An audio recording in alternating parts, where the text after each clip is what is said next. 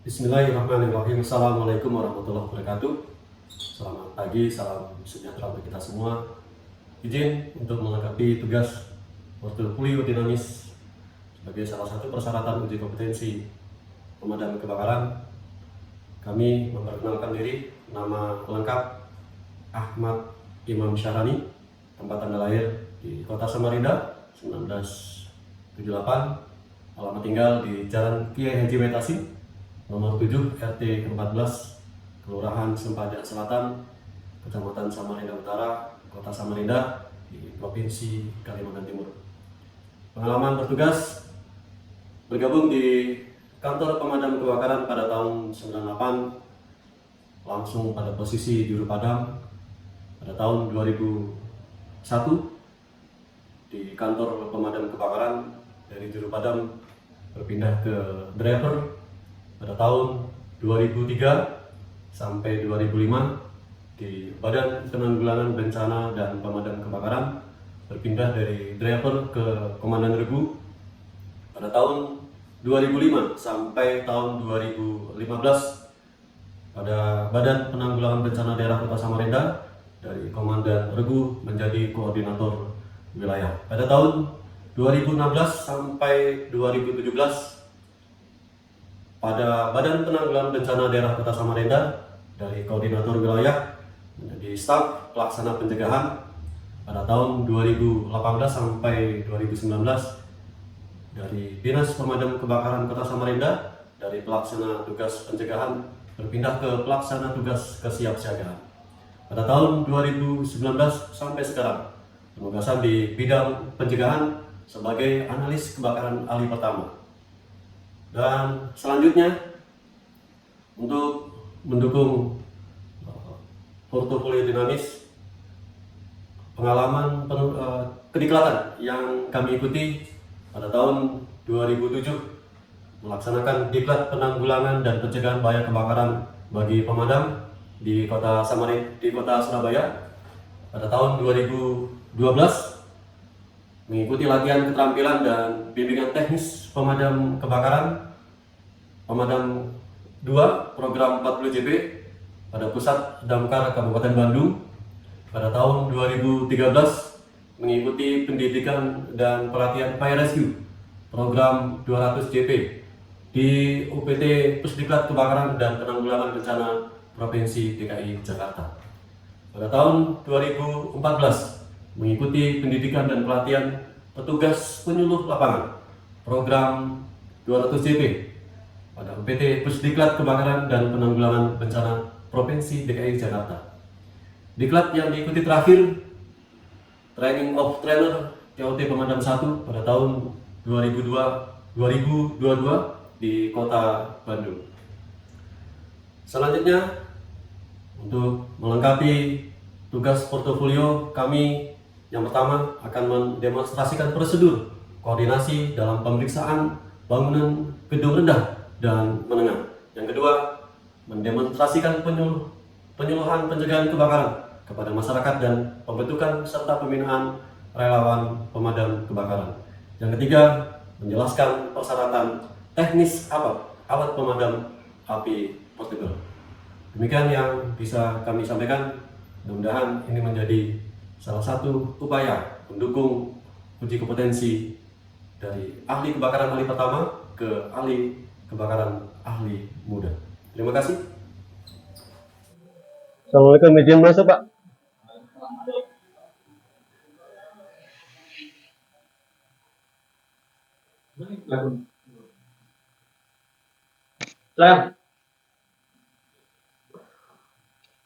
Pak, izin, saya Ahmad Imam Syahrani dari analis kebakaran ahli pertama.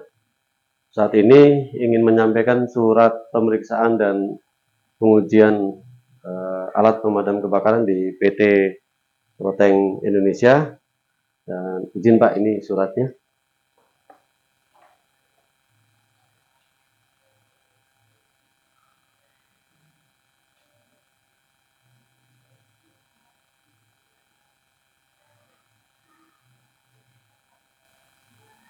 Oke, saya baca surat Bapak. Yep. akan kami pelajari dulu dan setelah itu kami akan memakai Bapak pada untuk pendaftaran. Siap. Kalau gitu terima kasih banyak Pak waktunya hari ini. Mudah-mudahan untuk kabar pemeriksaannya kami bisa dapat diinformasikan lebih cepat. Siap. Izin Bapak, makasih. Saya pamit Bapak. Siap. Terima kasih banyak.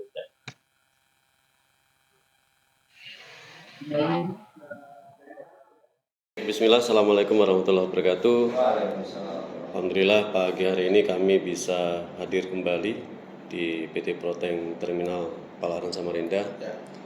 Hari ini kami tim dari Inspeksi Proteksi Kebakaran Dinas Pemadam Kebakaran dan Penyelamatan Kota Samarinda hadir 5 personil Bapak izin. Hari ini kebetulan diketuai oleh Bapak Juliadi Sulistyo, beliau yang lagi ngerekam ini.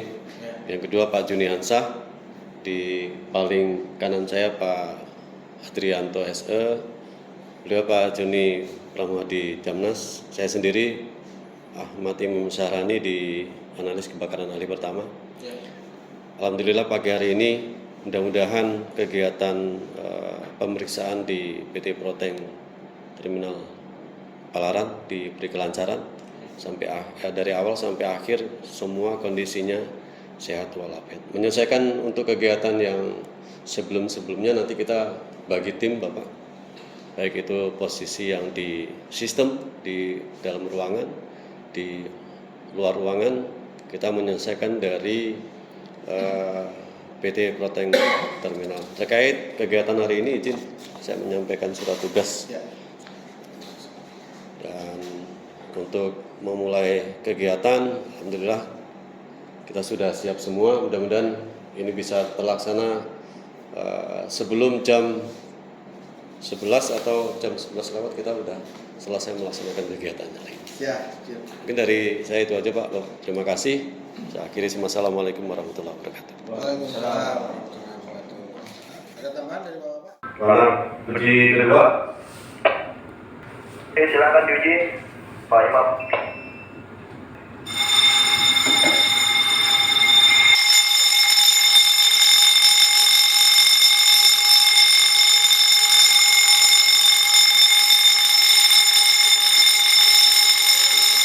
Baik, terima kasih atas kunjungan dari Bapak Analisa Damkar Kota Samarinda, di mana hari ini di hari Jumat ya setelah melakukan kegiatan di lingkungan Proteng Terminal Samarinda cukup baik ya. Dari kami Proteng juga sangat antusias menunggu kunjungan dari Bapak Damkar Kota Samarinda. Sekali lagi sukses dan terima kasih banyak atas kunjungannya. Oke. Kita di Samarinda punya call center kelembagaan. Call centernya berapa? 112. Tapi 112 itu mohon maaf Bapak Ibu, di saat kejadian kebakaran itu melewati operator. Ini apabila Bapak Ibu berkenan, kami damkar itu punya nomor WA khusus. Karena damkar petugas rescue di Kota Jakarta, lanjut ke petugas penyuluh lapangan di Kota DKI Jakarta juga, yang terakhir IOT di Kota Bandung. Ini adalah diklat-diklat pendukung di Dinas Pemadam Kebakaran. Kami hadir, saya hadir di sini. Itu yang terbakar hanya kasur. Total kejadian berapa laporannya? 129 kali kejadian kebakaran. Yang terbesar tadi malam di Jalan Juanda. Itu totalnya 129 kali kejadian kebakaran. Kebakaran ini hal yang luar biasa. Terkadang masyarakat kita itu masih sepele menganggap kejadian. Salah satunya tadi ada handuk, ada selimut, ya, ada sarung. Kalau ini apa Bu? Serbet. SOP-nya seperti apa cara megangnya? Jempolnya di luar, 4 jarinya di dalam, lipat tangannya seperti ini. Ya. Caranya adalah tidak boleh kita dekatkan dengan tubuh, harus jauh seperti ini supaya kita jauh dengan lidah api nanti. Jalan ke tempat kejadian, pelan, maju pelan.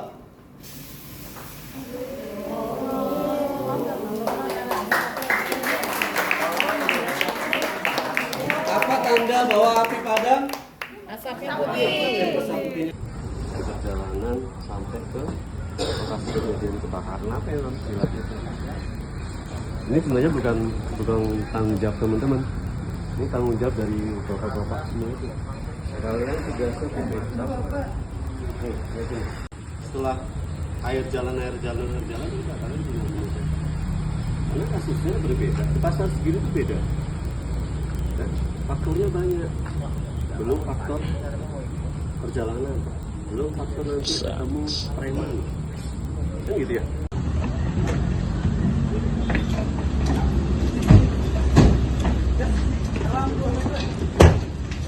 Assalamualaikum warahmatullahi wabarakatuh.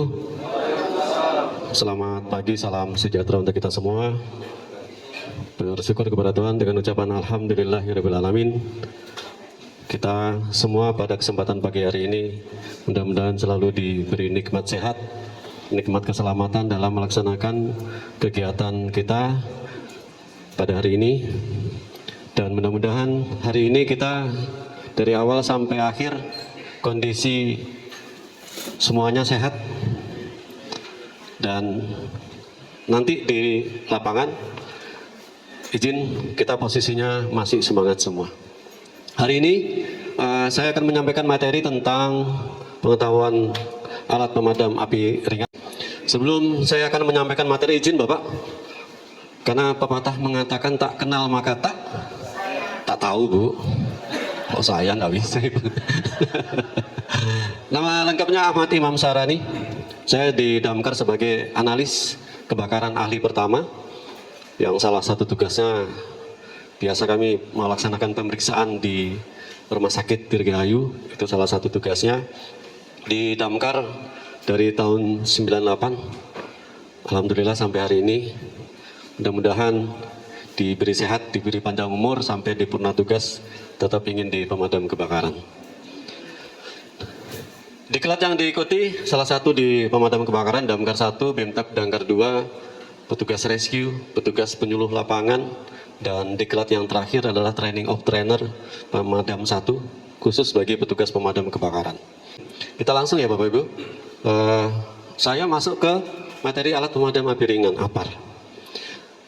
Dasar peraturannya adalah yang pertama, ada Permenaker nomor 4 tahun 1980. Ini mengatur tentang alat pemadam api ringan. Baik pengaturan tentang penempatannya, baik itu perawatannya dan lain sebagainya.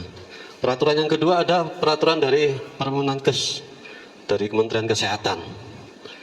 Dasar hukum untuk melaksanakan penempatan APAR ini di masing-masing peraturan ada. Tapi kita mencoba menyamakan semua posisinya seperti apa. Dan di materi alat pemadam api ringan di sini definisinya adalah suatu alat pemadam kebakaran yang dapat dijinjing atau dioperasikan oleh satu orang yang berdiri sendiri, mempunyai berat antara 1 sampai 16 kilo. Itu disebut APAR, alat pemadam api ringan, yang bisa memadamkan api awal. Jadi seperti itu.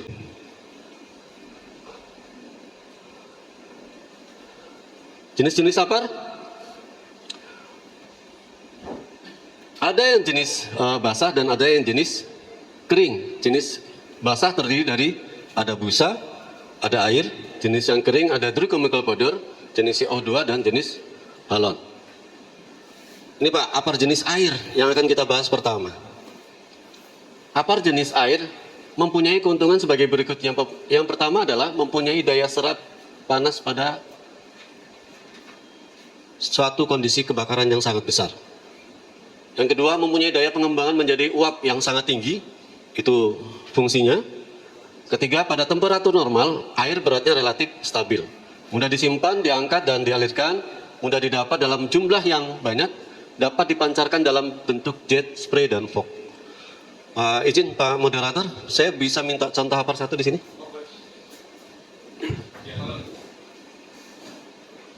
Yang kedua, APAR jenisnya yang powder, nih Bapak.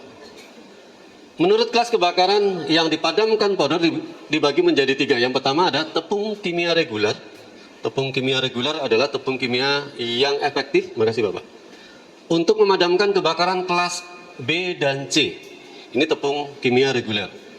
tepung kimia multipurpose adalah tepung kimia yang efektif untuk memadamkan kebakaran kelas A, kelas B, dan kelas C. Yang ketiga, tepung kimia spesial Drew powder adalah tepung kimia yang efektif untuk memadamkan kebakaran kelas D. Terkait untuk informasi klasifikasi kebakaran, jadi klasifikasi kebakaran itu ada 4. Klasifikasi kelas A, B, C, dan D. Dengan peraturan yang regulasinya terbaru, bertambah lagi Pak menjadi 1 klasifikasi kebakaran kelas K. Kita coba informasikan saja. Klasifikasi kelas A adalah kebakaran benda-benda padat. Klasifikasi kelas B adalah kebakaran cairan. Klasifikasi kelas C adalah kebakaran listrik. Klasifikasi kelas D adalah kebakaran logam. Dari hal yang saya sampaikan tadi, Bapak Ibu bisa membayangkan, ya. Jadi dalam pembagian upper jenis powder ini, tepung kimia reguler ini untuk kebakaran kelas B dan kelas C. Berarti apa Pak? Kelas B, kelas C, kebakaran minyak dan kebakaran listrik. Tepung kimia multipurpose untuk jenis kebakaran A, B, C. Berarti semua jenis kebakaran bisa digunakan. Baik itu kebakaran benda-benda keras, benda-benda padat, kebakaran cairan, dan kebakaran listrik. Itu biasanya Bapak Ibu bisa mengetahuinya di mana? Mohon maaf. Ini Bapak. Di etiketnya, ini A, B, C. Berarti powder yang ada ini untuk kebakaran kelas A, untuk kebakaran kelas B, dan untuk kebakaran kelas C. Bisa memaksimalkan kebakaran yang ada. Bagaimana cara penanganannya Pak jika tidak terjadi pembekuan jika upper kita tidak pernah dipakai? Terima kasih Pak. Bagaimana cara upper kita tidak terjadi pembekuan? Perawatannya seperti apa? Hal yang pertama yang harus kita lakukan adalah penempatan nih Bapak Ibu. Penempatan tidak boleh kita letakkan di lantai. Itu Pak, 1 ya Pak. Terus penempatannya harus di mana? Di dinding, di ketinggian 30 sampai 120 cm. Itu Pak penempatan. Bagaimana perawatan lanjutannya Pak? Dicek. Kita bisa mengecek itu kan ada internal, ada per 3 bulan, per 6 bulan pengecekan, baik itu hose-nya, baik itu segel-nya, baik itu namun meternya. Meyakinkan bahwa upper kita ini siap digunakan atau tidak, Pak Ibu bisa cek. Angkat seperti ini. Diangkat, maksudnya Bapak angkat seperti ini. Langsung tempelkan ke telinga.